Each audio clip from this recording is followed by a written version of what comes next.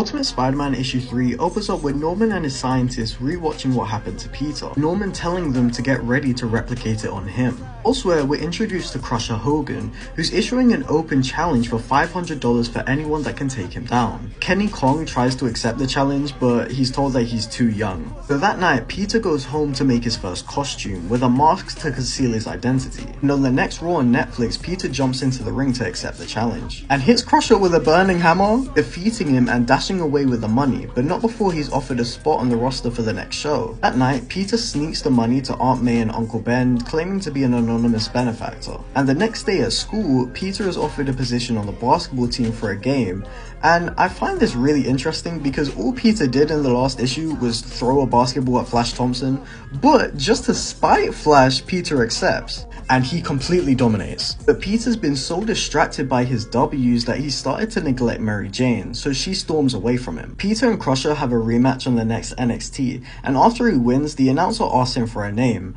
and Peter, being Peter, suggests the Spider, and obviously that was lame, so the announcer just calls him the Amazing Spider-Man. Before Peter can leave, Vince McMahon hands him a bag, saying that he's made him a completely new costume. And when Peter gets home to try it on, we see the first variation of the Spider-Man costume, and Peter suggests that it might need some webs and maybe a spider. The issue ends with Norman getting ready to replicate what happened to Peter on himself, and the issue ends with him screaming during the procedure.